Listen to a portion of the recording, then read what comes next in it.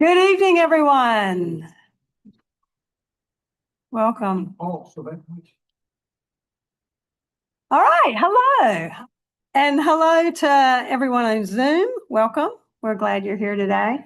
I am Louise Belk. I am one of the board members of Wake Audubon. And this year we are going to rotate who says the meeting announcements at the beginning of each meeting. So you can start connecting board members' names and faces, and we can make more connections that way.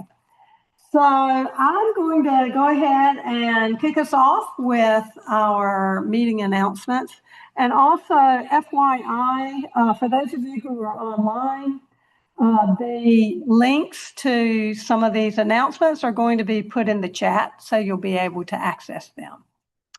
All right. We have bird outings most weekends this month. Please check the calendar on our website and RSVP and meetup. Some of the outings we're going to have are, there's one at Wendell Community Park, Hilltop Needmore, Bass Lake, and the NC Museum of Art Park.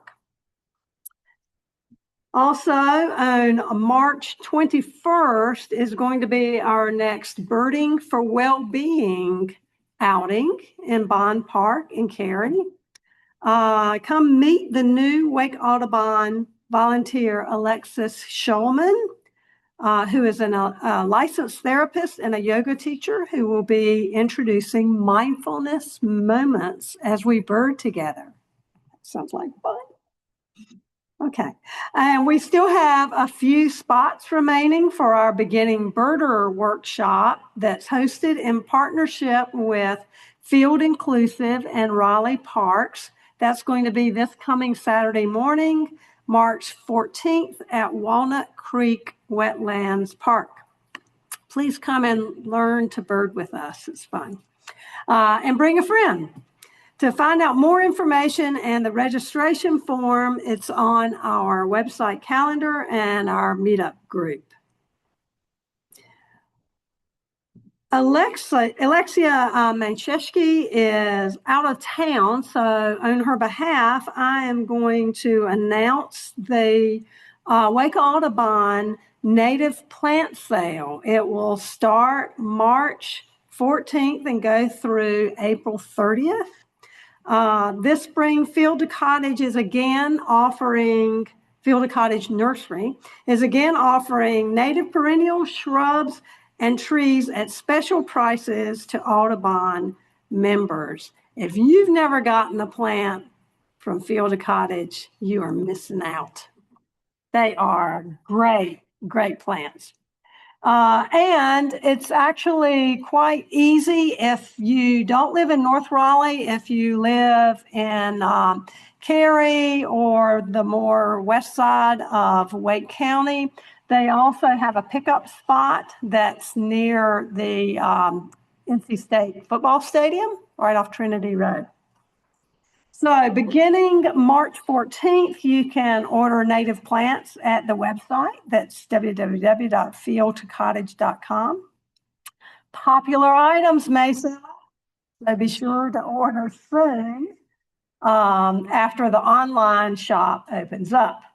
And to boot, Wake Audubon members get 10% off the regular price on most items with a special code BW Warbler, which stands for Black and White Warbler, BW Warbler.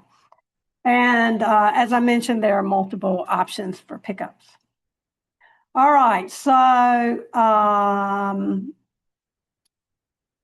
Mary is going to make some remarks about Pit Stop for Birds. This is Mary. This is Mary Abrams. I'll let you stand where they can see you. Okay. Good evening, everyone. I just want to let you know about an organization that we invested in last fall called Pit Stop for the Birds. Wake Audubon made a donation to them. It was founded by a local Raleigh member who has this vision of turning our stormwater features into not just stormwater features, but a place where charging stations would be and people can charge their cars. And there'd be native plants all the way around it where birds could also stop on migration to recharge their bellies.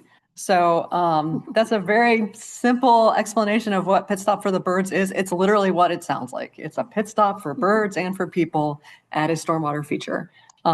They are putting in a pilot at Walnut Creek Wetland Park, and she's working with local high school students and middle school students to do this work, the planning, the planting, all of that stuff. So getting the community involved as well. And you can read more about it in a blog that I haven't written yet. But we just wanted to let you all know how Wake Audubon is spending some of our members' money to, again, support birds in the places that they need by supporting like organizations. All right, thank you. We are also going to have an invasive plant removal at the Carol Howard Johnson Environmental Education Park. That's a long name. In Fuquay, Varina on Thursday, March 19th from 9 to 11. We already did 4 of these events in this 26-acre park last year, and we're aiming to do 6 this year. So if you can, please come join us as we try to eliminate invasive plants in this small environmental education park. And the event is on Meetup and our calendar. And please see Jim Hunsberger for details if you're interested. It's on what? It's also an Activate Good. All right. On Tuesday, March 17th, members are encouraged to attend the Raleigh City Council meeting at 1 p.m. and wear green. Hey, that's St. Patrick's Day. To show support for planting 24,000 trees in the city of Raleigh by the year 2032. Do you want to add any more comments about that? That's it. Yeah, exciting stuff. It's budget cycle, so let's just report from spending money.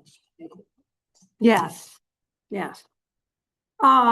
And I will also speak a moment about refreshments. Tonight, Kathy Sprankle, did I say that right? Has brought some homemade refreshments for us in the back, and thank you to Kathy. We also have a sign-up sheet for additional months if anyone is available to bring refreshments. It's very easy. We provide water and napkins and such in the back, and all you got to do is bring a little something. Most of the remainder of the fall is still available. So I will pass this. If anyone's able to sign up, and please provide your email contact.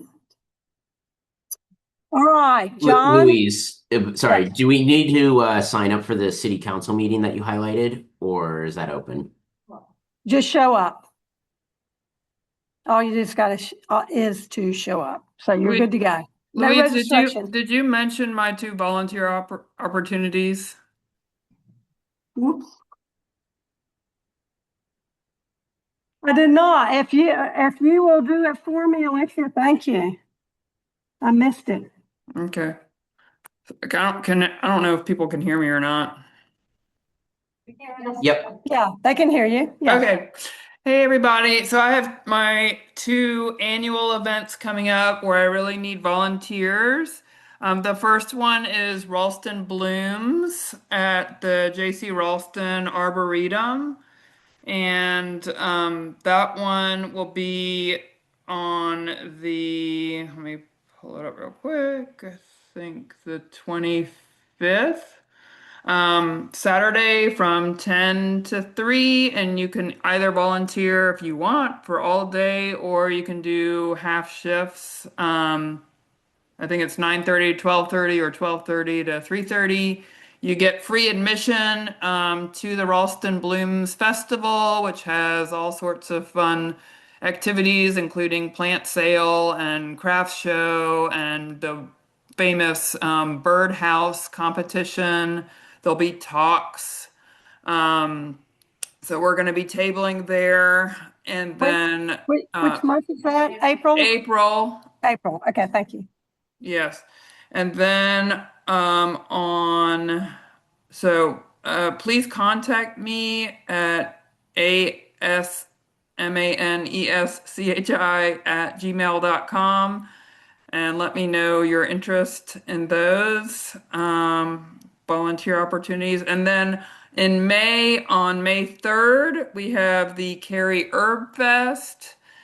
That is in Cary, and that will be, I believe I don't have the thing right in front of me, but I think it's like 12 to 4 or something like that, or 12 to 3 maybe.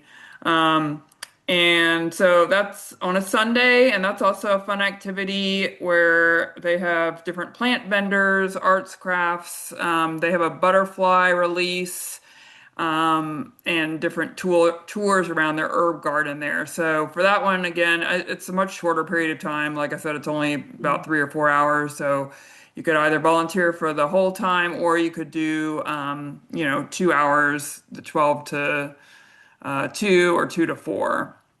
And that's Again, just usually at the Page Walker area. exactly, Paige Walker. So again, if you're interested, please contact me and let me know, and I will get you signed up for one or both shifts if you would like. And that is a lot of fun too. And again, that's on a Sunday, May 3rd.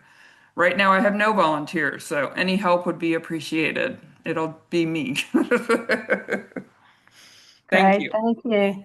Yeah, I got your other announcement, but somehow I dropped those two. So They thank were you for, attachments. It's all right. oh, okay. Thanks for raising your hand on that. Appreciate that. I'll bring it up again next month. No worries. Okay, okay. Right, because the May one, well, the April one won't have taken place yet. Right, I know. I just want to get it on people's calendars now, so Good. Okay, great. Thank you. yep. All right, John, Missy. New yard signs are in the back. I noticed some legal leaves back there too. But if you want a yard sign for lights out, they're available back there. Oh. Missy is indicating that yard signs for lights out are available on site tonight. All right, John. You were going to Do a couple things, yeah. say a few words about the history of Lake Almond Purple. All right, thanks, yeah, thanks. Just a reminder, we're talking about a cavity nesting bird tonight, and the nuthatches are now getting started, so if you don't have a box, you're too late, but there's always next year. Actually, they'll re-nest, they will do a second nesting, so just a reminder, we still sell boxes, some for the nuthatches, some for bluebirds. I'm gonna put this over here. I'm actually gonna give two introductions because Courtney asked me to say a few words before I introduce her about a little bit of the history of why she's here tonight. It was 25 years ago that a fellow here, Tim Francis, was coordinating Purple Martin stuff in Wake County. And he, I guess it was Purple Martin Society that he started or founded here in the... We co-founded it together. Okay, they co-founded that together. But he was really into Purple Martins. And he came to Wake Audubon for assistance. And within a few years, there was this colony he was managing over in West Raleigh where Western Boulevard heads over to Cary. There's some roads all come together, and there was a guy that had a colony. He really liked it, but he was retiring and selling the property. And the new owners were a car lot. And they didn't fancy having all these birds flying around, dropping things on their cars, their fancy car. And so they gave us a lot of time. They said, well, you can try to move them. And so Tim and John Connors had the idea we would just try to, there were 3 boxes, one at a time, move them over to the university club. Tim got permission to put them up over at the university club where the golf course is. And then they were like, well, we'll get Gerlin to ban them, but I didn't have the permit myself. But I said, well, I'll get Susan Campbell. She was working for me part-time at the time, and she had her permit. So we went, and I looked at my photos tonight when Courtney was emailing me, or this afternoon, in 2004. I have photos, and Tim and Lena Galatano were up on a ladder getting little baby martins out. We put little red tags on them, and then we waited a year or two. And lo and behold, birds started showing up at the university club when they came back. And then lo and behold, a couple of them had red bands on them. So we were only banning the nestlings. So that means they lived, went south with their parents in another neighborhood, and then came back and went over. I don't know, we're probably the only group that's ever done this sort of thing, or at least back then it was, hadn't been tried. So from then on, we kept working with Tim, and then they co-founded the Purple Martin group here. And since then, we've been working with Courtney to help manage. Phil came on a couple of years ago to get things going at Yates Mill Pond. We do University Club. She trained people at Prairie Ridge. We had people interested. We had a colony, but our work with the colony was sort of just a minimum. And she and John and their volunteers helped get it going at Prairie Ridge. That colony now is very active. University Club. Yates Mill now has birds. And and where's the other one? Suggs Farm that she started. So anyway, it's now been like 25 years that we've been working together on stuff. And so similar to Pit Stop for the Birds, we always budget a small amount every year to help do things like if there are damages or wear and tear on these gourds, which you'll hear about. Are you going to say anything about the storm, or shall I? You can if you like. I have the whole story in a binder at the front. All right. Well, just to give you an example, we were out doing some work. One day we were doing the banding over at University Club, and people from the University Club came out to see what we were doing. The kids that are there for golfing did our work. Saturday, July or late June, went home. Late summer storm came in. It blew over it snapped the pole. The poles are like 4 inches steel thick, and it snapped them. The storm was so violent, and all these baby birds or eggs, it just crashed. And one of the women who had come out from the building, this was 7 o'clock at night, 7 or 8. The storm came in the evening. So she had picked up a brochure from Courtney. And so she got on the phone and found Courtney, who then rallied a bunch of us, some of you in the room here. We were all out there at 9 o'clock at night and then they got that their brother was one of the new owners of Burke Brothers. So they got relatives to come in and open the store and get equipment over and help hoist these things up. We had baby birds and eggs laying around. They have notes on everything. And so we were able to put the right bird. I remember we found some babies and we figured out by their age. They came from gourd number 4. So we've got them back in and got them all back up. And so we help cover some of the expenses for that. And that's just some of what we do. So anyway, it's been a lot of interesting things over the years. I guess the one last thing is that we continue to put these little tags on nestlings just to see what might happen. And with her network, we've had now at least 4 reports from birds that show up at a colony in Durham or Chapel Hill. We even had a bird found dead on a farm north of Durham, and they saw a little red band, and they emailed the lab. So in fact, we're getting information about a little bit of the dispersal of the birds just by virtue of doing the work together. So with that, I'm going to go ahead and give you the introduction. So Courtney Rousseau, she's president, again, co-founder of the North Carolina Purple Martin Society. So she helped establish this in 2010, again, along with Tim Francis. So she's been a very passionate advocate for purple martins since 2008. and played a central role in conservation efforts across the state. So there's a network across the state that she's part of.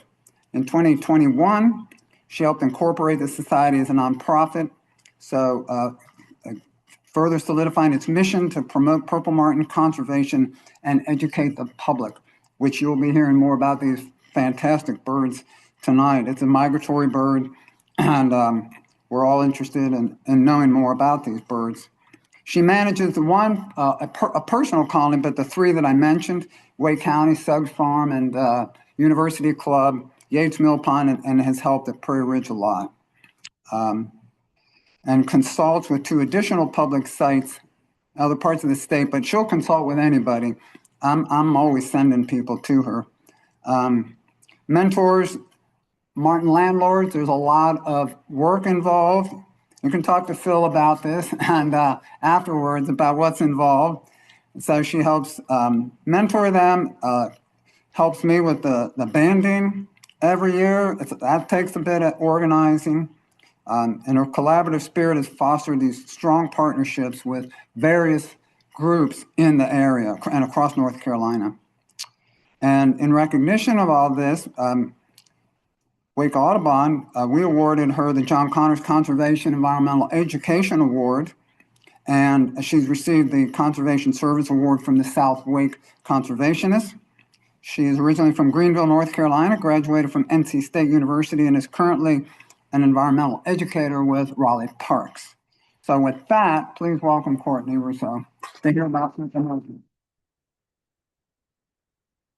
Where did it? You want to? Where'd it go? We're going to minimize some things here. Get that panel, and then here it is. But I'm going to hide this first. Okay. Hide that guy. There we go. And then you can take it away. Hopefully everybody can see everything. She does have some audio. We set the Zoom so you should be able to hear it at home. And then she'll probably have to turn this microphone down a little so it picks it up. All right, hopefully we won't get any feedback. Well, thank you, John, for that wonderful introduction. So nice to see some familiar faces out here tonight. Hopefully everybody can hear me and get my teacher voice on. Okay, fantastic. So the NCPMS is a 501c3 nonprofit. A little more information about us up here. You can read a whole lot more information on our website, so I won't take up too much time for you there. We are affiliated with the national organization, which is the PMCA, the Purple Martin Conservation Association. So what are we going to learn today? A lot of stuff.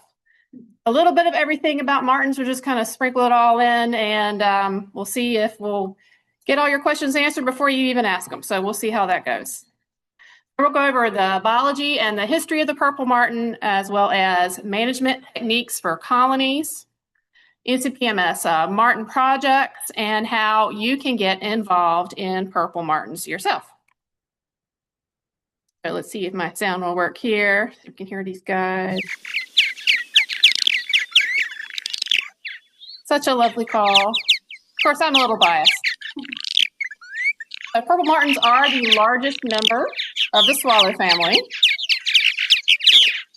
Which is longer than I thought it was. Okay. They are the largest member of the swallow family. They eat, bathe, and drink while flying. Pretty amazing they can do that. They are colonial cavity nesters, and today they use gourds and martin houses almost exclusively east of the Mississippi, and I will talk about that a little bit more later, why they do that.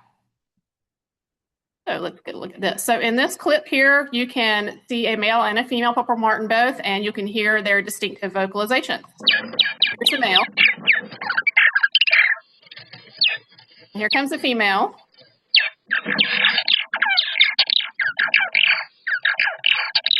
Their call is different than the males.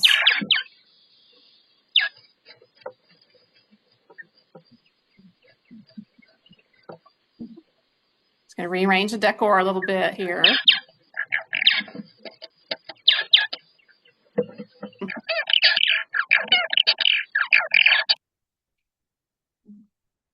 Yeah, so a little bit of history about purple martins. So the Native Americans were known to put up housing for these birds long before people came over from Europe. There were 2 documented tribes that did this. The Choctaw and the Chickasaw tribes were 2 of those. There were probably a lot more that did it, but those 2 were in recorded history that did this. And they thought that they did this for two reasons. One of them was that purple martins don't like crows, and they would chase the crows away. They'd chase the crows away from their crops, which they liked. And they would also eat the insects that were plaguing their crops. So it was a beneficial relationship for both of them. So they exhibited what we call a tradition shift. So what that means is over a long period of time, martins east of the Rocky Mountains, that's the subspecies we have here, and I'll get into that in a minute, what that means. They gradually shifted to using human-provided housing, that's gourds and martin houses. And people often ask me, well, if they're doing that now, where did they nest before people put up housing for them? And the answer for that is old woodpecker holes and other natural cavities in an open area. Today, unfortunately, natural cavity use is rare, and that's due to habitat alteration, logging, removing those natural snags they used to use, and also because of the invasive species that have taken over those natural cavities. A little bit of martins in history here. I think this is a really neat old picture here. We've got an old martin house up here over this well here. 1892. I'm still looking for a neat old picture of a North Carolina colony. So if anybody knows of one, please let me know. I'd love to insert it in my files. How about here in the movies? Purple martins in the movies. Some of you may remember this movie, The Yearling, came out in 1946. Check out that gourd rack right there on the right. Right there, part of the scenery. I think that's pretty neat. Oh, let's go into ID here. All the birders here. Let's do some ID. So oftentimes when you're hanging around martin folks, you'll hear them refer to ASY male, ASY female. What does that mean? So that means ASY is after second year. So this is your adult male here. He needs to be at least 2 years of age in order to have this coloration here. He could be older than 2 years. We know that he is at least 2 years old. This is an ASY male. Here we have an ASY female, again, after second year female. You'll notice that her coloration is a little different. She's got a brownish chest over here. She's got a brownish chrism over here. You'll notice that her shoulders and her back are a little more purplish over here, and then the back of her head has got some purple on it as well, but she's not solid purple like the adult male is. All right, how about those subadults? So these birds are about a year old. We call them subbies or second year SY birds. This is an SY male, subby male. So what's interesting about subadult males is when you're looking at a colony, you can tell all the individual subadult males apart because they all look different. They all have little purple speckles in different places. So if you look really carefully at this male here on the left, you'll see he's got a little bit of purple shoulders here, a few purple speckles on his chest, a little bit on the back of his head, and then this male on the right, just a few purple speckles on his chest, a little bit on his throat here. All it takes is a few purple speckles here and there. And also, if you're not sure, if you're seeing a male when you're looking at a colony, you can listen to them. They still have the male vocalizations.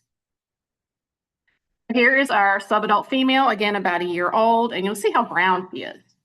Not much purple going on here, very white on the breast. Her chrism area here is almost solid white. Sometimes you'll see on these subadult females that they'll have a narrow brown stripe right down the middle of those feathers in the chrism. But from a distance, it looks pretty white. And sometimes from a distance, when you're looking at them, it's almost like this little forehead here looks white as well. So very little purple there on the subadult female. So breeding range, where do purple martins breed? So they're only breeding in the northern hemisphere and they're wintering in the southern hemisphere, and it's only one brood per year. So they have to really make that count. So they aren't breeding again in South America. They're just migrating down there for the winter. So if you look at this diagram here on the left, you can see how early they start migrating back to North America. It is super early. So Christmas, beginning of January, we're already hearing reports in sometimes in Texas and South Florida of martins coming back up from South America. And we're right over here in March here. And I will tell you, we had our first report, I believe it was February 23rd. We had our first viewing of a martin at Yates Mill. So pretty early, they're coming up there. So in general, their population trends are going down like many of our other songbirds. Unfortunately, their populations are going down. We'll talk about why that is in just a moment. So there are 3 subspecies of purple martins in North America. We've got Prognosubis asperia, which nests in cacti. We've got Prognosubis arboricola, which nests in cavities on the West Coast. And then we have our species we have here is Prognosubis subis. That is east of the Rocky Mountains.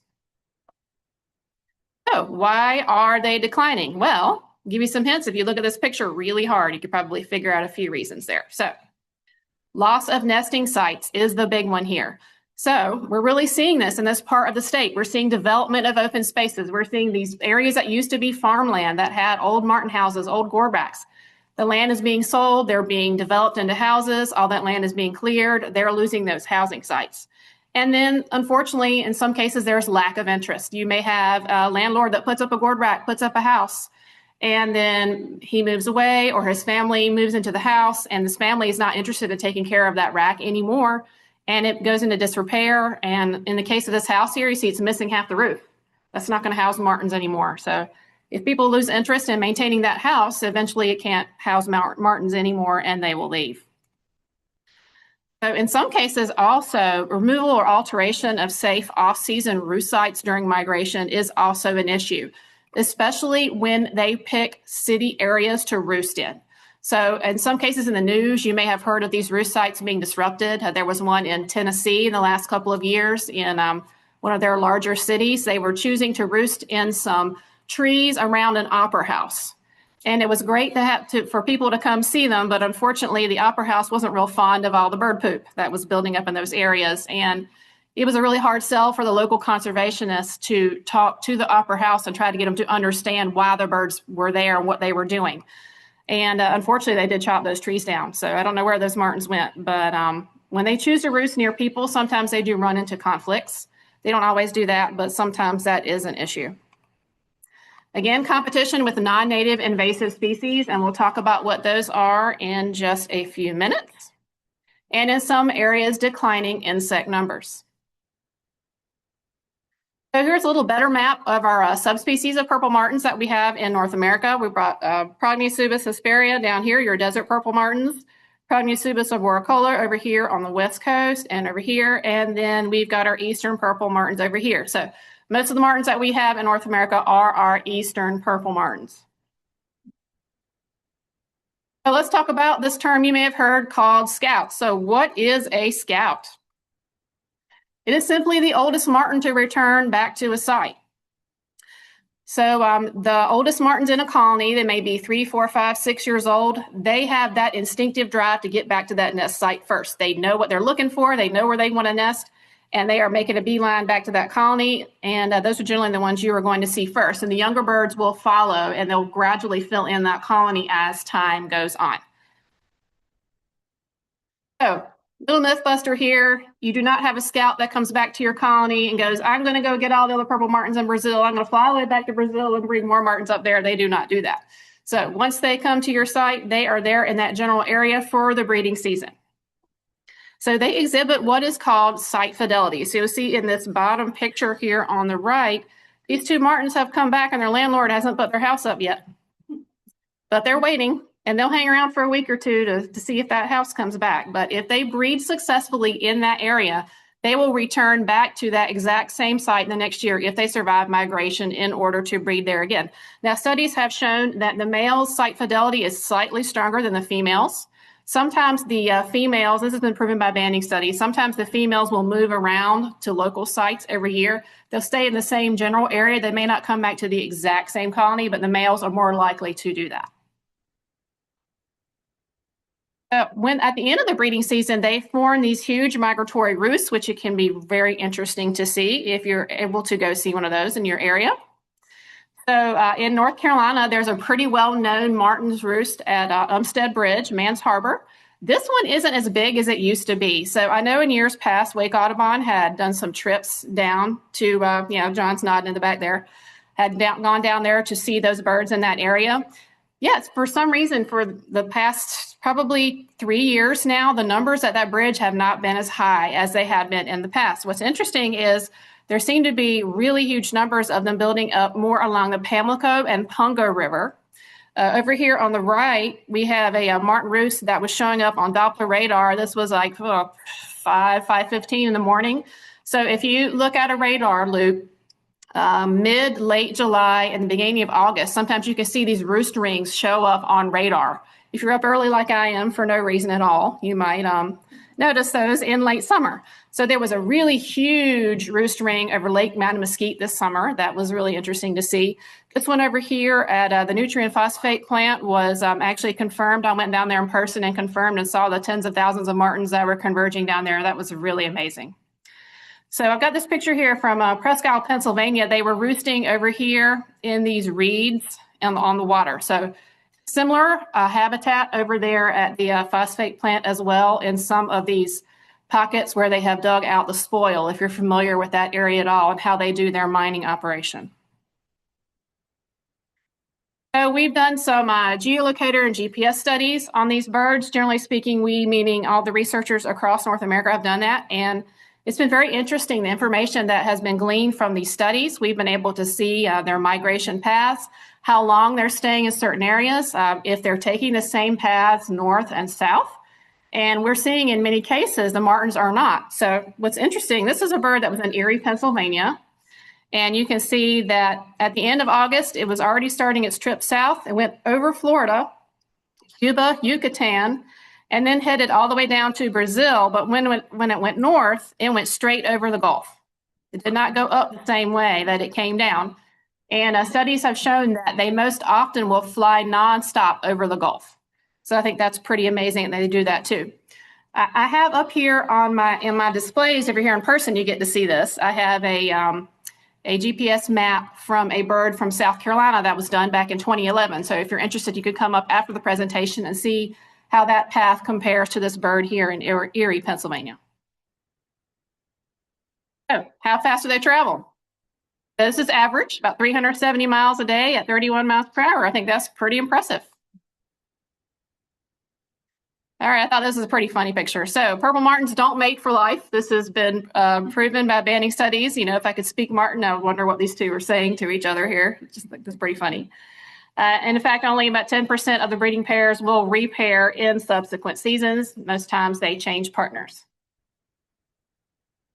A little bit about nest building and incubation. What's interesting about martins, the way they build their nests, and you'll see this in the next few slides, is they like to use leaves in their nests, dried leaves as well as green leaves. And when the female is getting ready to lay eggs, you'll often see them start bringing green leaves into the nest. And if you're doing nest checks with me at the various properties, that's one of the things we start to look for when we're doing our nest checks, to see if they've started to bring in green leaves. That's when we know, okay, we need to start looking for eggs, because it'll probably be pretty soon. There's a brood patch on a female. As a researcher there, had gently blew on the breast feathers to expose that on the female there. Incubation lasts 16 days. You'll notice in this nest, the eggs are white. So that's a good thing to look for when you're looking at a martin nest. And then the young may not hatch on the same day. Usually they do hatch within a day or two of each other. Every now and then you'll get an egg that doesn't hatch, but most of the time they will hatch roughly about the same time as the others in their egg clutch. Regarding the nestling phase, it takes them a really long time to reach fledging age compared to many other songbirds we are familiar with. 26 plus days to reach fledgling age. That's much shorter than for a bluebird, for example. They need that time in the nest to develop those long flight feathers, because they need to be able to fly immediately when they fledge out of their nest. It is not ever normal to find a baby purple martin hopping around on the ground. So they need to be able to fly very strongly up in the sky with their parents as soon as they leave that gourd. And then after they fledge, they still require a week or 2 weeks of parental care after that time. Okay, we're going to see who's been paying attention. You ready to ID some birds? All right, so we got our abbreviations up here on the top. We've got ASY male, ASY female, subby male, subby female, or hatch year. Okay, so hatch year, that's a baby. All right, we'll see how you do. All right, if you think this is an adult female, raise your hand. If you think this is an adult male, raise your hand. You're right, adult male. All right, ding, ding. Next. Okay, if you think this is an adult female, raise your hand. If you think this is a subadult female, raise your hand. Subadult female. Yeah, see how brown she is. All right, next. If you think this is an adult female, raise your hand. If you think this is a subadult female, raise your hand. Oh, I'm having a hard time fooling you guys. All right, that's an adult female. How purple she is on her back. All right, how about this one over here? If you think this is an adult female, raise your hand. If you think this is a subadult female, raise your hand. If you think this is a subadult male, raise your hand. Ooh, y'all are sharp tonight. Subadult male, very good. Okay, here's our next one. All right, if you think this is a subadult female, raise your hand. If you think this is a subadult male, raise your hand. All right, this is a subadult male. Look at this one little purple speckle he's got right here on his breast and on his throat, a little bit on his head. See, they can really vary in their purple speckles.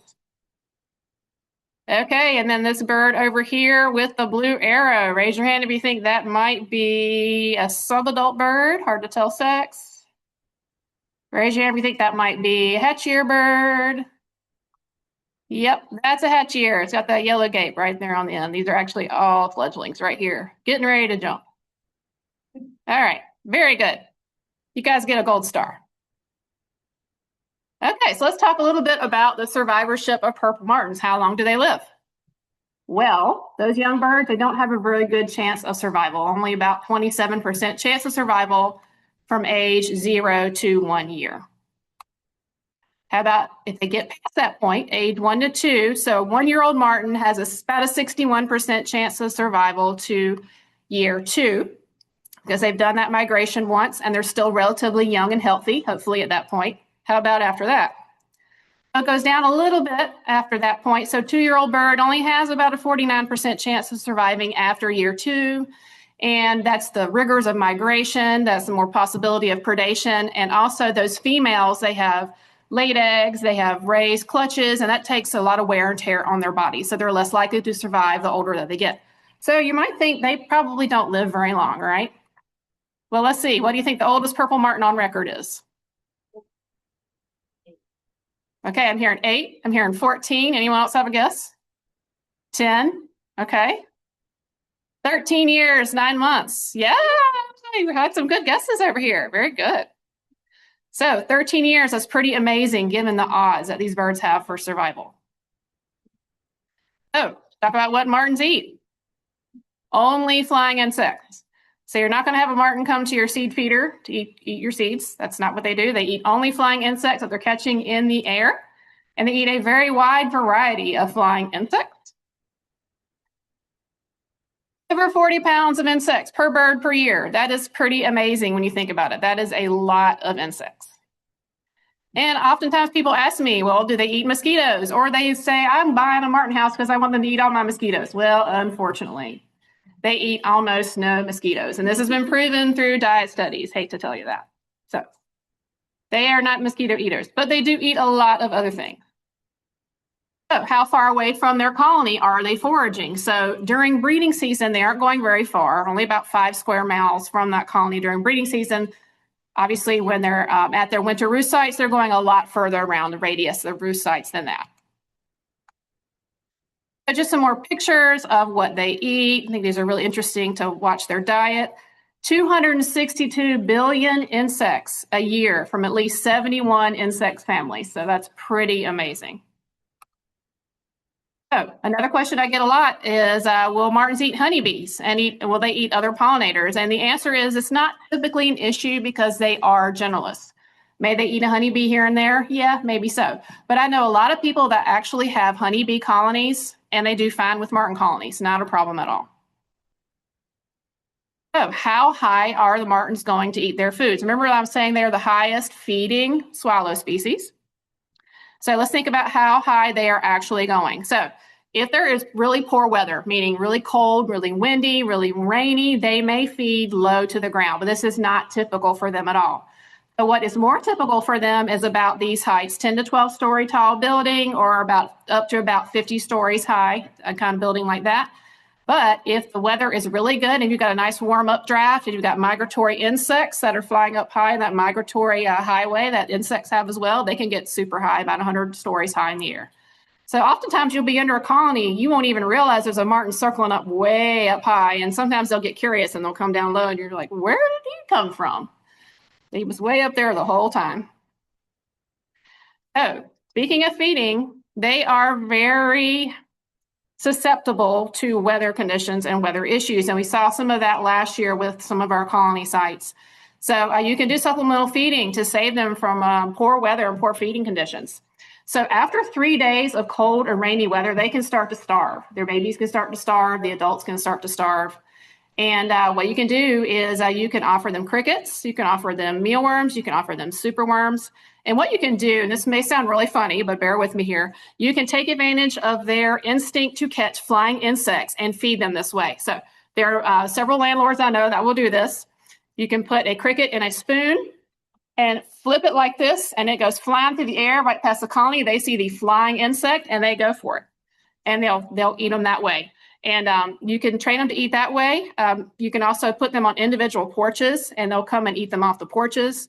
And you can eventually train them to eat from a platform feeder as well, which uses less energy. So when you have a situation like this, a lot of landlords will start off by flinging crickets in the air. And then once they get used to eating the crickets, they'll put them in a platform feeder or on porches, and then the martins don't use so much energy to go and eat their food that way. Some people have also had luck feeding them scrambled eggs as well. But it used to be cheaper than crickets. Now you never know with the price of eggs. So you may think, oh, that's super interesting, and I want to put up a martin house to help them out. Now, how do I get started? But hang on, there's a little something to it.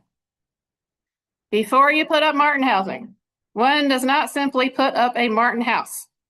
You'll see this picture here on the right. That is the most common mistake people make, is they put up a martin house or a gourd rack in the wrong place.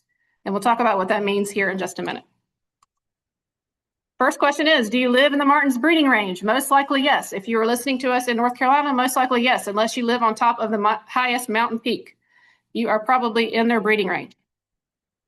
The most important question is, do you have a good site location with open flyways?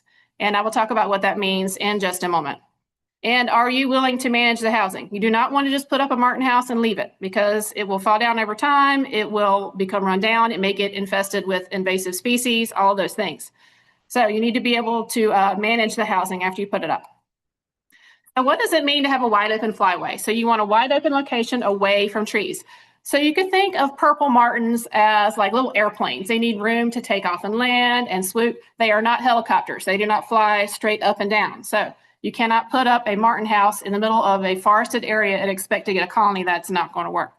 So we've got two scenarios here where you could have a colony. So this is a land scenario here on the left. So this little white circle here would be where the gourd rack or the house would be located.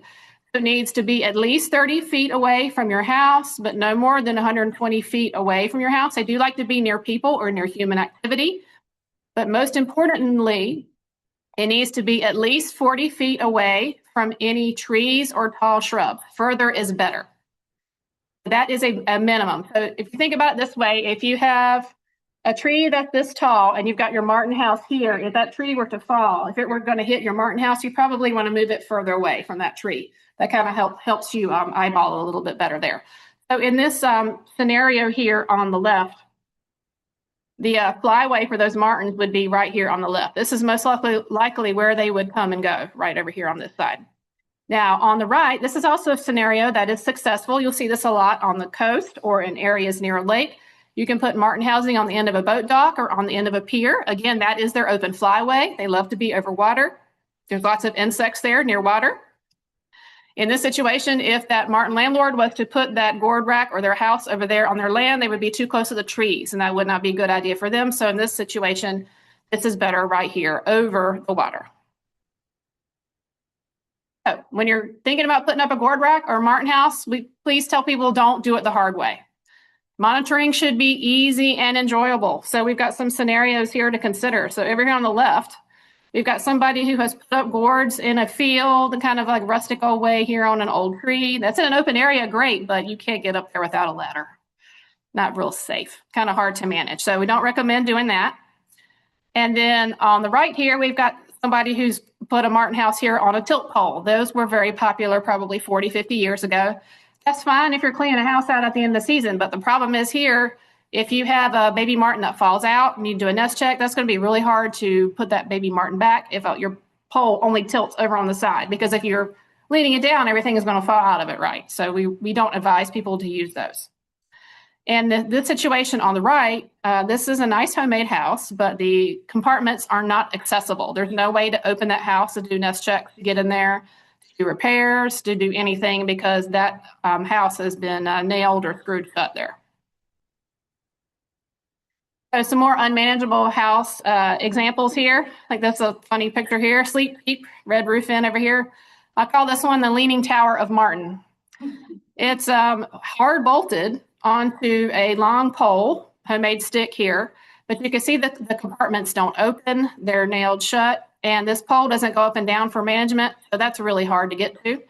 And this picture here on the right, this guy, I don't know if he still is, but he was in the Guinness Book of World Records for the biggest Martin house ever built, which was an impressive feat for sure. But again, there's no way to get in those compartments, to clean them out, do any sort of management at all. And while he did have a lot of Martins, I can imagine that was a bit of a mess to deal with. So please do not try to do that. So what is manageable housing? So you want something that's easy for you to manage by yourself. That is the goal. So we recommend that you do not use telescoping poles. So telescoping poles are a situation where you've got pole sections that fit into other pole sections and they slide up and down with screws or brackets. I don't recommend those because they can get stuck together. They can fall down suddenly and pinch your fingers, and they can get heavier as the weight increases them as the season goes on with the birds in them. So please do not use those. So what you want to use is a pole that raises and lowers easily. So you want a winch and cable or a rope and pulley system, and the pole needs to be between 12 and 18 feet high. Average is about 15 to 16 feet high. You want easy access to your compartments and your gourds, and your cavities need to be 6 by 6 by 12 or 7 by 7 by 12. So why that big? Purple Martins are 7.5 inches long. The largest member of the swallow family, they need lots of room. So you want a nice deep cavity for them. And you want it to have starling resistant entrances. And I'll talk about what that means in just a minute. You want to make sure that your Martin house doesn't leak or have wet floors after it rains, because that creates unhealthy conditions for the nestlings. So some examples of manageable housing. So we've seen unmanageable housing. Let's see what manageable housing looks like. So trio houses have been on the market for a really long time.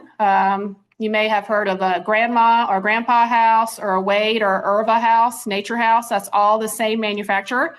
So this particular house, the compartments have been doubled in size. So they go front to back this way, and then this one, the opening is on the other side, and this one, the opening is on the front. And they have been doubled to 6 by 12. You can see how it opens here, and it's a nice long compartment. These houses, when they were first built, were made with 6 by 6 compartments, and then they were, in this particular example, increased to 6 by 12. Here is a T14. That's a popular Martin house also. This one has hinged doors, which offers access to all the individual cavities, as well as hooks to hold the doors closed, and it goes up and down on a winch and cable system. And then we've got a Lone Star Goliath house here, which is a really nice aluminum house. It has an insulated roof, and it has hinged doors. You can see the hinges here, and it has a pin here that holds the door shut, and it's got those individual compartments that are already 6 by 12 in size, so they're a nice size. And it uses a winch and cable system. Any existing house that you might already have can be modified and improved to help improve the living condition of the Martins. So the whole point of this is we want the living conditions for the Martins to be as healthy as possible so they can fledge healthy nestlings. How about gourds? Gourds are a great choice, especially for this part of North Carolina. Gourds are very popular, and you're most likely to get a colony started using gourds. So because Martins are 7.5 inches long, they need a nice big gourd. So their gourd should be at least 9 inches in diameter. I'm going to sneak over here for just a second, but I'll come back to the screen. Okay, so I'll hold this up.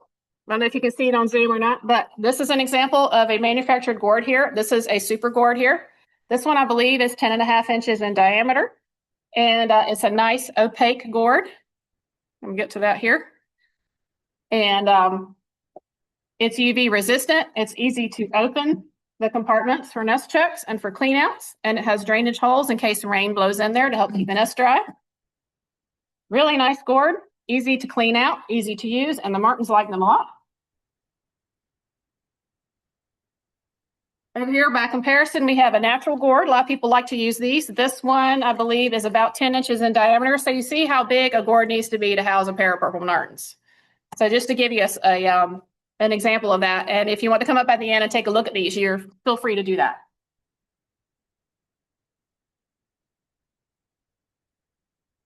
So gourds lead to a higher occupancy rate per pole. Oftentimes what happens is if you put up a martin house, you'll get a super aggressive ASY male who decides that he's going to take over the entire side of the house.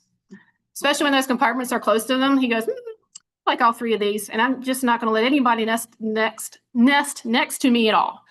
And you may not end up with as many pairs in a martin house as you would with a gourd rack, because the gourds are spread out a little bit more, so the cavities aren't quite as close together, and you just tend to get a higher occupancy rate per pole with a gourd rack versus a martin house.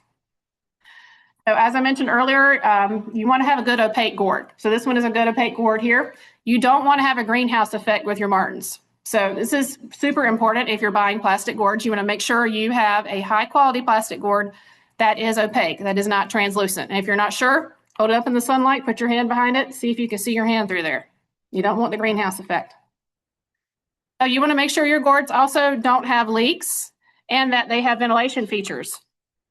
So over here on the right, you'll see a picture of the top of a gourd here. And what we've done here is we've drilled out the hanging hole, replaced it with a pipe, a section of PVC pipe, and then we've got some ventilation elbows here at the top. So these gourds are out in full sun. They get really hot, they get really humid, and it's important to have ventilation in those gourds, and that helps vent that humid, moist air in there. If these gourds aren't properly vented, sometimes they'll build up condensation on the inside, and it can make the nest wet, and we don't want that to happen. So we try to keep the nest as dry as possible. So let's think about buying or building a purple martin house or a gourd rack. So people ask me, how much do these things cost? So the cost depends. It varies. It depends on whether you're buying or building it and how big it is. So if you're buying a commercial one, you're typically going to spend at least 3 digits, sometimes up to 4. Again, it depends on how big you go, how many gourds you buy, how big your house is, all of those things.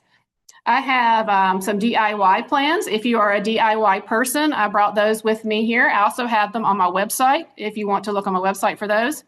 And I also have some catalogs if you want to look at those. They're up here on the table at the end to get an idea of how much these things cost or what you might be interested in getting. What I do tell people, though, is don't settle for the cheapest thing you can find, because you definitely get what you pay for. Some of the cheaper gourds are not opaque. Some of them are not UV resistant. Their plastic might flake off. They're sometimes very small. Sometimes they don't have any access caps to them. They might leak. All those things are important.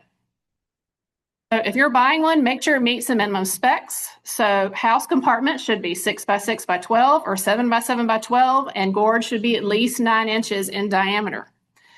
There are some things that are too small that are still on the market today. So that's important to make sure you get one that is the right size.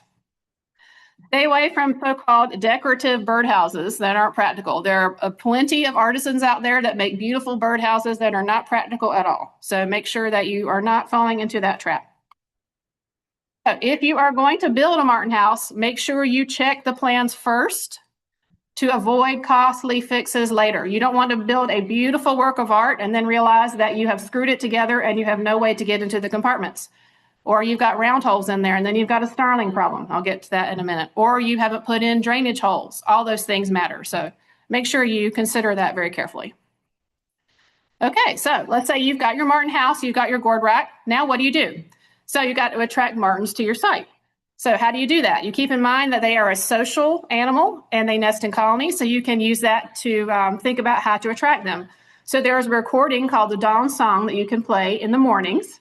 And you can put it on a collar up in the air and it will attract martins to come look at your site. And that can be done anytime between April to about the first week of June in this area. That's when you're most likely to get new visitors to a site. After you get a colony going, you can even use these nest checking tools for the PMCA. Excuse me. They have laminated actual size baby photos. I have some examples of them up here on the table here. And those are super useful if you encounter a nestling in a nest you're not sure how old it is. You can hold it on that sheet. It will tell you how old it is, and then you can determine with the prognosticator tool here on the right when that baby is due to fledge. And that can also be helpful if you, for some reason, find a baby on the ground. You can tell how old it is and perhaps what gourd or house compartment it belongs to. We use these very extensively in our nest checks. They are very useful. And nest camps can be fun and educational to put up also after your site is established. So a little bit about management of Martin housing. So we do advise that you conduct weekly nest checks every 5 to 7 days is the PMCA recommendation. And a lot of people ask, well, why do you want to do nest checks? What are you doing that for? And the reason you're doing it is you're checking for problems and correcting them. So some of the problems that you might run into that could be correct are capped eggs. That's one of them. So a capped egg is when you have an unhatched egg in a nest and you've got a hatched egg that has happened next to it, and that hatched egg shell has not yet been removed by the parent or consumed by the parent, and it gets stuck over the end of the unhatched egg, and you've got a double shell there, and that nestling cannot hatch through that egg normally. So if you encounter a capped egg, you can gently pop off that end that's hatched, and then you have the normal shell there to enable that baby to hatch. If you find a dead martin in that nest, you want to go ahead and remove it. If you've got a wing entrapment issue where 2 martins have been fighting and one of them gotten stuck in the entrance, you can pull it out. Because sometimes if something's blocking the entrance, there's other martins behind them that could die. So that's why it's super helpful to go ahead and do that nest check and pull out any issues like that you could find. Or if you have a wet nest that needs to be replaced, that's something that could be fixed. Or parasite issues, all of those things are things to consider. So you're also checking your percent occupation. You may look at your guard rack and say, oh, it looks full. Well, let's see how full it really is. So I don't count pairs until I see eggs in each nest. Then I know how many pairs I truly have. Because sometimes you'll have single males that are hanging around a colony site, but they're not part of a pair. They're not producing. They're just hanging around. And of course, nest checks are fun and educational. Who doesn't like to see baby birds? So after you get that data at the end of the season, you can send it to Project Martin Watch. That is a program from the PMCA, the Purple Martin Conservation Association. They would love to have your data. This past year, 2025 data, there were only, I believe, 4 people from North Carolina who submitted their data for Project Martin Watch. I was one of them. And the PMCA uses that data to help track the population trends of purple martins in North America. So they really need our data. So they appreciate getting that data. So let's talk about predators a little bit. You need to protect your martins from predators. You should use a predator guard, use a pole guard. Every birdhouse needs one. Doesn't matter if it's a bluebird house, whatever species it is. Please use a predator guard on every pole. Snakes, raccoons, and squirrels can easily climb any unprotected pole. It does not matter if it's made of. It doesn't matter if it's metal. It doesn't matter if it's wood. It doesn't matter if it's square. It doesn't matter if you grease it. It doesn't matter any of those things. They can climb that pole. They are amazing. So what you need to do is you need to either make a baffle or buy a baffle. And if you use the stovepipe type, it needs to be at least 24 inches long and at least 8 inches in diameter. Bigger is actually better. So these are the minimums there. And you need to mount it so that the top of the predator guard is at least 4 feet from the ground. That keeps a raccoon from being able to jump over it and climb up. And if that predator guard is removable, that makes for easier management of you when you're doing nest checks. So a little bit more about what that looks like to hang a predator guard. So again, I had said hang the top of the guard so it's at least 4 feet off the ground. You'll see this little yellow arrow here. This is where you want your top of your guard to be, for at least 4 feet right here. If you can get it higher, that's great, but you want to look under the guard on that pole. You want to make sure you don't have anything under that guard that a snake can use as a ladder. You don't want to have a winch handle under here or pulley hardware under here that's right next to the baffle. So if you had winch or pulley hardware here, you would need to move that guard up so it's 4 feet above the winch and hardware pulley. That helps keep snakes and raccoons from being able to breach that guard. So in this example here on the right, we've got a landlord that uses a pulley system, and she's put the predator guard around the pulley holder, around the pulley hardware here, so that the snake can't use the pulley hardware as a ladder. So it's totally enclosed by the predator guard. And what she also did was she drilled holes in the top of her predator guard and put screening on it so that it would look from the ground to a snake like it could just climb up inside the predator guard and keep going, but it's a false top because it's got wire there. Oops. Okay. So now we're going to talk about non-native nest site competitors, and hopefully many of you know what these are already. So The two main big ones we've got that we need to worry about, and this is with all of our native cavity nesting species, not just purple martins, but English house sparrows and European starlings are the two big bad guys. They will destroy eggs, they will kill nestlings, and they will sometimes kill adult martins. This picture here on the left is a martin egg that was pecked by a house sparrow. Over here, we've got a female house sparrow in the middle. We've got a male house sparrow here on the bottom left. You can see he has that black bib. This female is very brown here. And then we've got a European starling here on the right. So please say never allow them to nest in martin housing. Not only are you putting your purple martins in danger, but if you're enabling them to nest in your martin housing, you're also putting your native cavity nesting species in danger that are in the surrounding territory. Is there anybody here who does not know what a house sparrow or a starling sounds like? If you know what they sound like, raise your hand. Okay, I'm just gonna do this real quick. I don't want to drive anybody crazy, but it's important to know these sounds to know if you have a problem in your martin colony, because you may not see them. That's the sound of trouble. Call them the French fry parking lot birds. And then the starlings.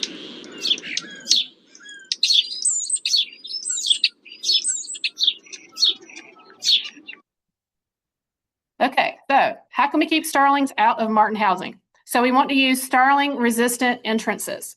So there are different types of starling resistant entrances. The most popular here is the crescent. This is just some pictures here of how that looks. So if you're using a crescent entrance hole, it's very important that it is certain dimensions. So it needs to be 1 3/16 inches across the middle here, and it's on a 3-inch circle. Any bigger than that, a starling can get in. Any smaller than that, a martin cannot get in. So we're taking advantage of the martin's biology with its short legs to be able to scoot in through that entrance hole. There's other types of SREHs or starling resistant entrance holes on the market. Again, the most common one is the crescent one, but there are a few others that you might see at some of our colony sites or at other colony sites you're visiting. The Excluder 2 is one of those, the Conley 2, that's very popular in the Troyer products. And sometimes you'll see the WDCs as well. These others aren't as popular at the bottom. But they all do the same thing. They all keep starlings out if they're properly installed. So proper installation is super important. You want the porch to be mounted correctly for starling resistant entrance holes. So you want the base of the porch to be no more than 1/8 of an inch or less to the base of the crescent. You want it to be almost flush to the bottom of that crescent. That keeps the starling from being able to use his long legs to push into the hole. If you have the porch too low under the crescent, the starling will often push himself in sideways to get into that gourd. So we want it to be almost flush to the bottom of that gourd. That's very important. Another thing that martins can have problems with is hawks and owls. Cooper's hawks, sharp-shinned hawks, merlins, and other accipiters and other raptors will sometimes prey on them. Also, great horned owls and great horned owls and barred owls also will predate upon them occasionally. And there are ways to guard against these predators. What you can do in some instances, you can put out decoys around your colony site. And the hawk or the owl will go for the slow bird, in this case, the decoy. And if you opt to use decoys, you need to rotate them frequently so the predators don't get used to them. Some people put cages around their martin houses or gourd racks to help keep a hawk or owl from grabbing a bird off the porch. And then on the left side, you will see these are called owl prongs that some people put on their gourd racks, and that helps prevent a hawk or an owl from grabbing a martin off the porch.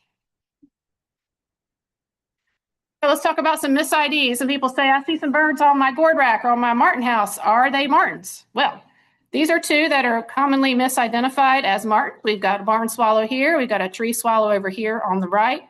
Every year, I get at least 1 or 2 emails from somebody that says, I have a martin nesting on my porch. What can I do? It's making a muddy nest. Well, it's most likely a barn swallow. I think everybody here probably knows what a barn swallow looks like. I think this is a kind of a cool picture here. Nested right on top of that fly rod.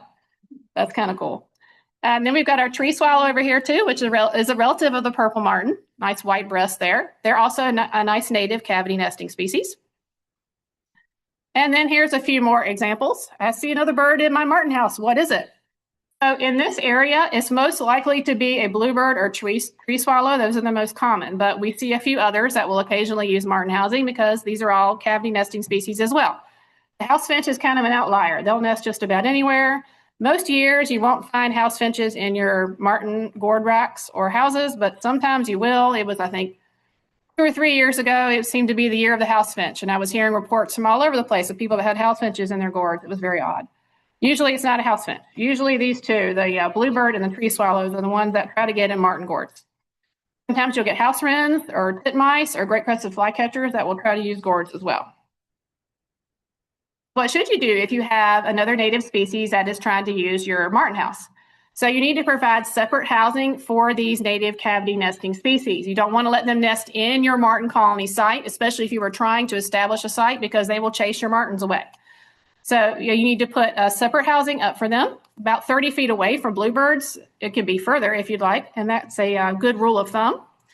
The right location can host all of these species. If you just put your housing in separate locations, you can put a tree swallow gourd up on a separate hook. You can have tree swallows over here. You can have bluebirds over here. You can have house wrens back here. All those species can exist on your acreage if you put your house in the right configuration. I have more information about how to do that on our website if you're interested in that as well.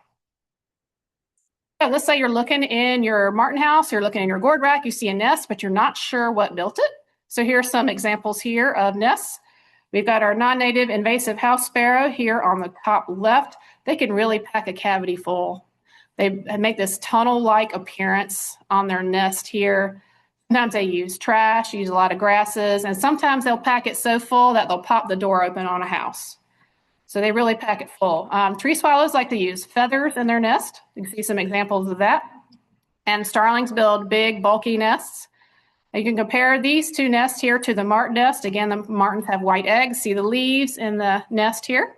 Pine straw, sticks, stems, etc., and sometimes mulch. You'll see sometimes funny things in a martin nest. A few other examples of other nests you may see in your martin housing, which is not a martin nest. Here we got bluebirds. Again, blue eggs most of the time. Sometimes they'll have white eggs, but most times they're blue. A nice round shape, pine straw, fine grasses here. The Carolina chickadee and the tufted titmouse, both when they start their nest, their base tends to be moss, and then they'll go from there.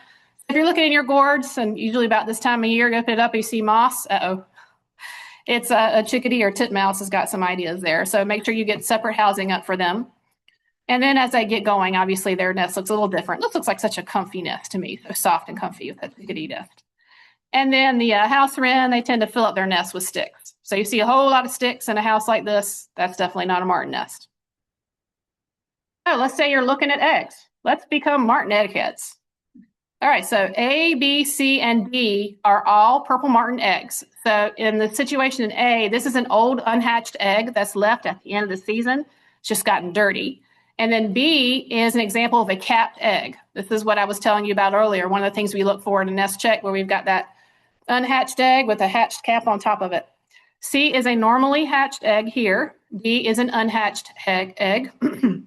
Compare that to E, the tree swallow egg, which is a little smaller than a martin egg.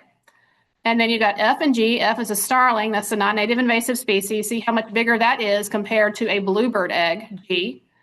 And then we've got H and I. H is a non-native invasive house sparrow. Compare that to a house wren egg in I. So what is a martin landlord's goal?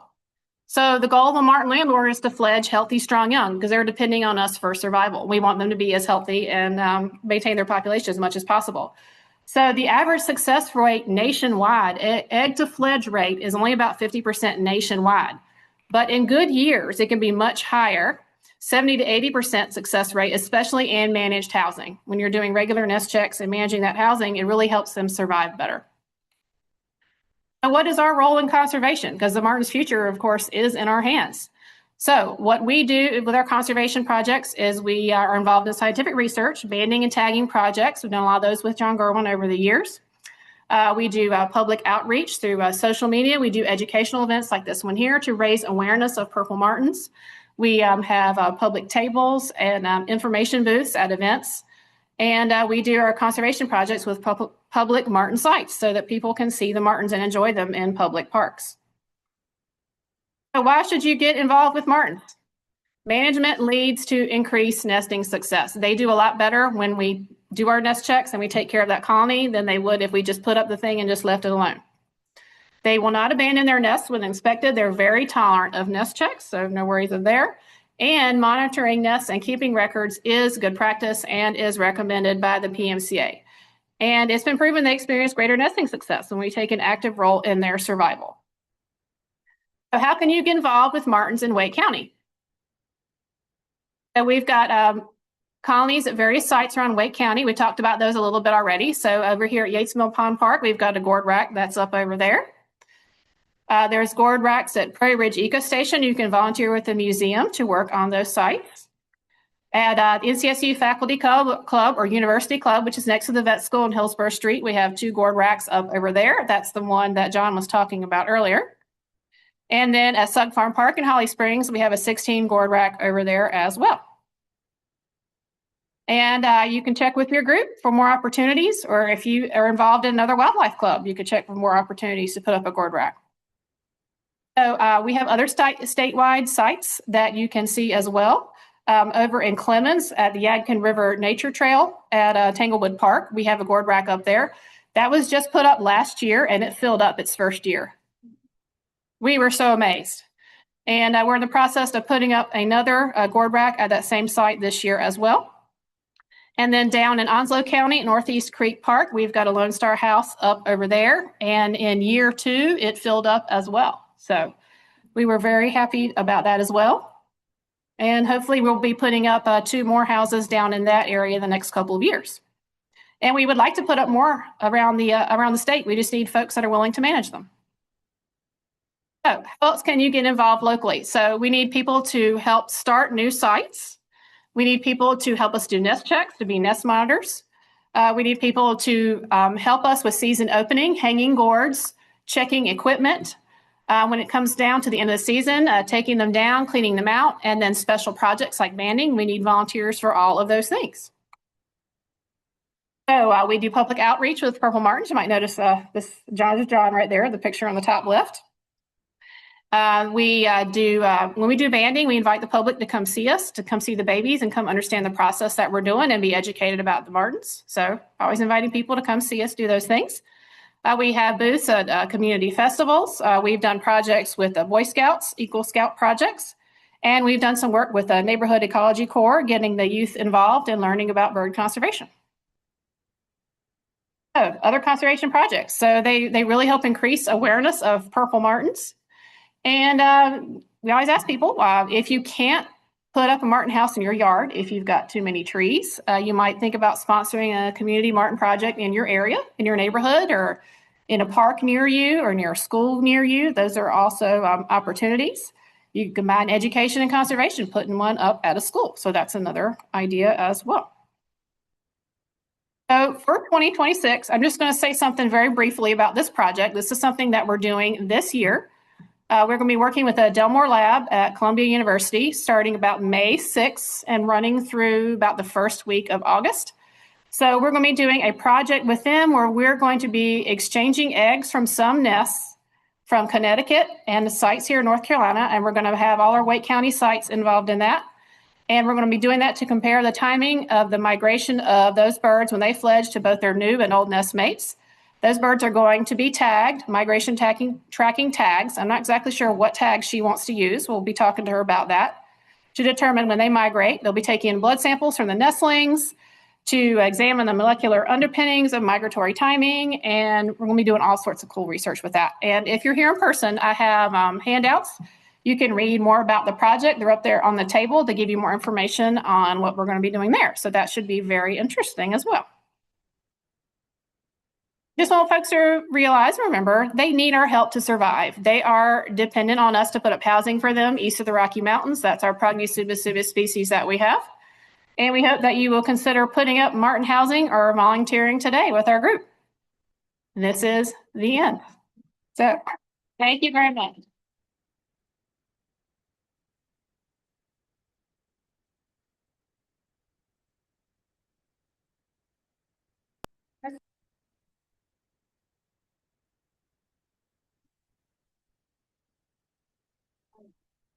explain more, to ask you to explain something more.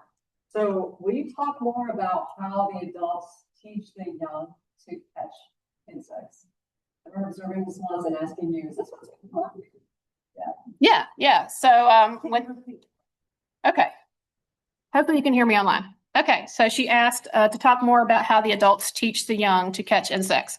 So during that 2-week period after the young have fledged, they're taking them out during the day and they're showing them how to catch flying insects. And sometimes if you watch the adults from a distance, you'll see that they're catching a large insect, like for example, a dragonfly. They'll catch it, they'll fly above the fledglings and they'll drop it down to them and get the babies to practice catching it out of the air.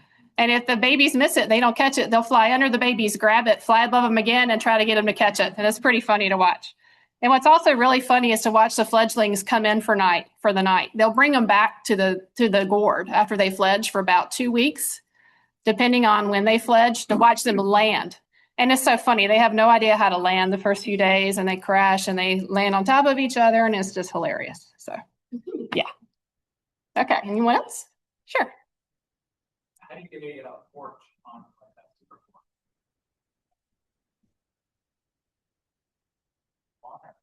Okay, so the question was, how do you get a porch onto a gourd? Hang on. So I think he's talking about this gourd right here. Okay, just make sure y'all can see that online. Okay, so this is a round hole super gourd. So I wouldn't put this up at a colony site because it has a round hole and a starling could get into it. So what I would do in a case like this is I would cut the entrance out and mount a plate on it that has an SREH on it. I'll show you that. So right here, we have a plate that has a porch right here. And I would drill this hole out, drill it out wide, and then I would just mount this over the gourd like this. So then you've got your starling resistant entrance hole right there, ready to go. Good question. Anyone else?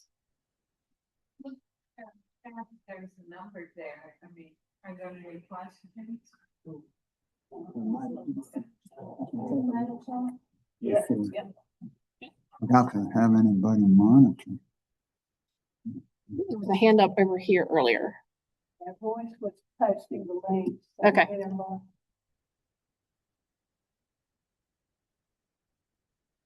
They're just talking about all this other stuff. Nothing about birds. There we go. Who should I contact, get involved with? Well, dude. Okay, there was a question online that says, who should I contact to get involved with the colonies in Wake County? You can contact me and I can get you set up. It depends on where you live and your schedule, and we'll see if we can plug you in as a volunteer. So if you go to ncpurplemartin.org, you can contact me through that website and I'll talk to you and get you set up.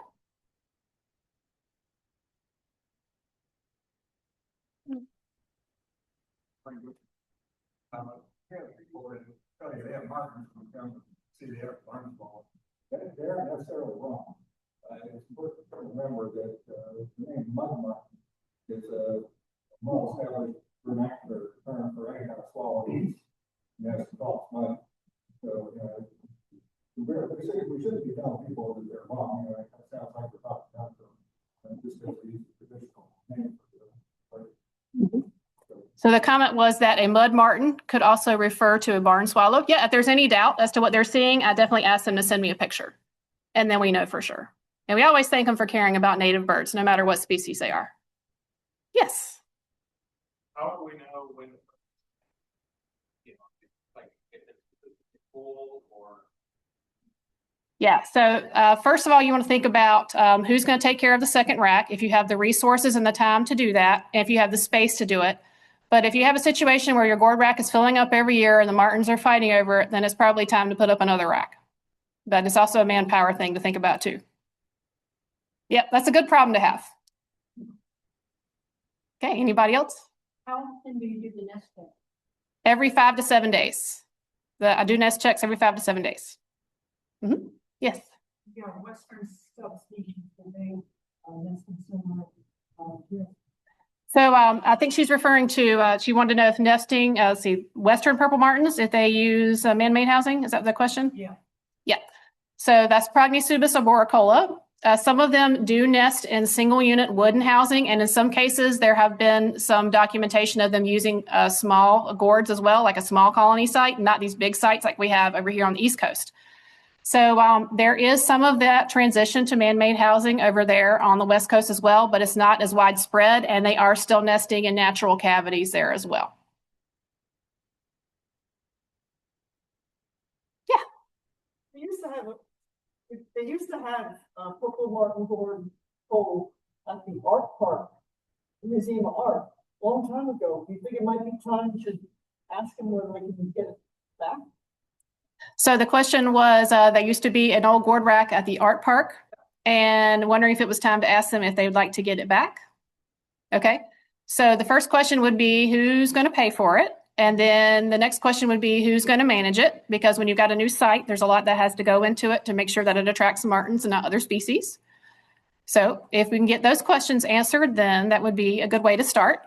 I do have a link on my website that's all about how to start public sites, and it has all those considerations that you can go through to help you think through the process if you want to start a public site. There's one new, but I don't know how to get down there. Okay. Any other questions? Yeah. What's the strangest situation set that you ever saw? Because I saw one in a spring hope, 96 gourds. They had 3 poles and next to their house. And you couldn't see them unless you turned around and took a look back. And they were, from what I could tell, they were all occupied. There was one couple taking care of all. I thought that was really wild because this is a lot of work.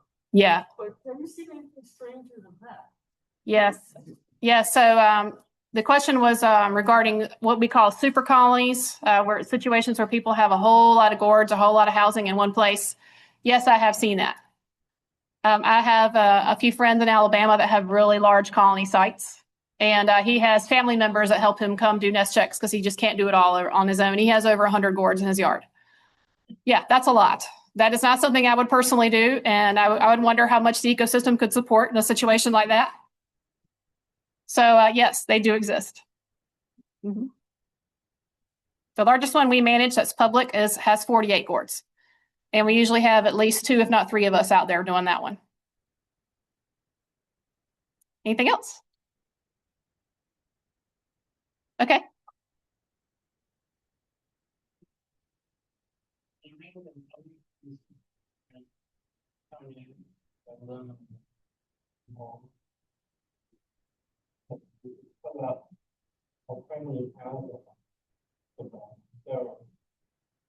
Will they just naturally prefer other housing, or how do you encourage them to do? Right. So the question was, how do you encourage other native species to use other bird housing on your property and not the martin rack? Right. Okay.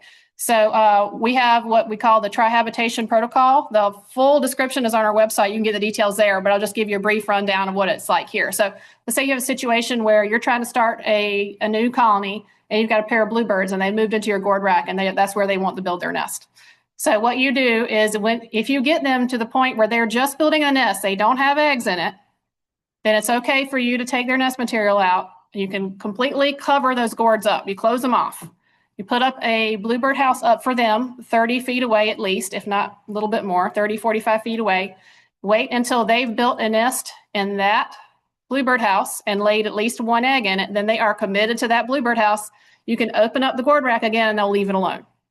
So that's basically what you have to do. Yep.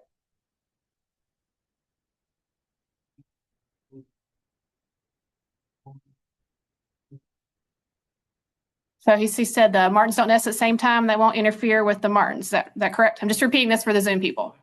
Yep. So when you have a new site, the martins are usually coming in later. The bluebirds will start nesting earlier. They're going to look for nest sites earlier. So usually your bluebirds by February are already looking for a nest site. And if your martins aren't back yet, if you don't have a site set up, then they could get in that gourd rack first. If you're trying to establish a site, it's good to keep your gourds closed off until your bluebirds are established somewhere else. Then you don't have that problem.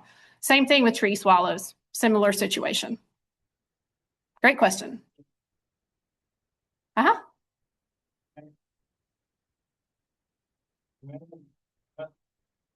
what all of that? There. The visual check. Mhm. Moving stuff around and. Okay, so the question was, what does management entail? So first thing the management entails is making sure your equipment is in good repair. So you want to make sure your winches, cables, pulleys are in good shape, that they're not fraying, they're not broken, they're lubricated, et cetera, that your pole's in good shape. You're doing your nest checks every 5 to 7 days to make sure your nests are in good shape. And then you're making sure that at the end of the season, you're cleaning out those nests, cleaning out the gourds to make sure that they're in good repair, they're not hosting parasites. And if you take care of it in the off season, it'll last a lot longer. So that's basically what management is. Does that help? Okay.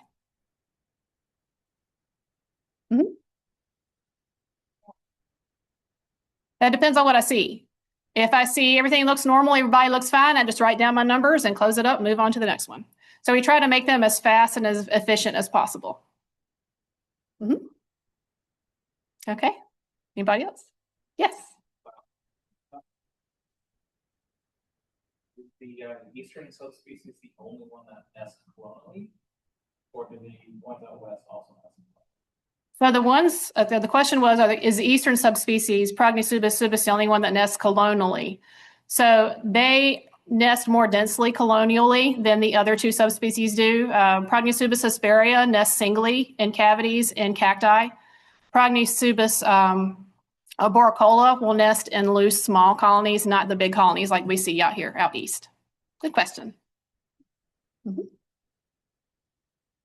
right, anyone else? Okay. All right. Well, that was Gordon. Thanks.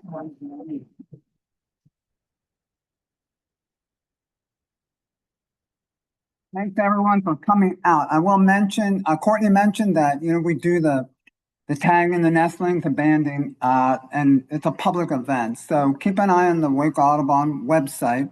We just started discussing this yesterday over email about when we'll do it. It's always in mid-June. It depends on the timing of the birds nesting, which can be weather related. We've had some rough spells the last couple of years where a lot of the eggs or young died and the birds re-nested amazingly. But, and so we ended up doing work like in July, as I recall. So normally it's mid-June, and we'll be posting probably in the next couple of weeks. Now that we have Yates Mill and Prairie Ridge and the colony over at the University Club so big, it often takes us 2 days to band them. We usually only want to be out there for a couple hours at a time. So last year we had 4 events. So again, they'll be advertised on our Wake Audubon website, and you can just show up. We usually go from around 8:30 to 11 at those sites. So just keep an eye. Again, somewhere in mid-June, like between the 12th, 14th of June up until around the 26th. That's a window when the babies are old enough for me to be able to put the tag on. So that's it, really. That was great. As you heard, there's a lot about the bird. It's really fascinating stuff, and it's especially a lot with managing. So thanks to Courtney for coming out. She could talk for another few hours about all this stuff. And so those are great questions too. Thanks for that. So we will, so those of us that are here, we'll go back, we'll have a couple of snacks. And then next month, we have Preston Montague coming from, well, he's an artist really and a landscaper. He's working on the Dorothea Dix project. So he'll be coming to talk to us about especially the native plant landscaping and plans that they're working on for Dorothea Dix. So yeah, we'll be here again. Thanks.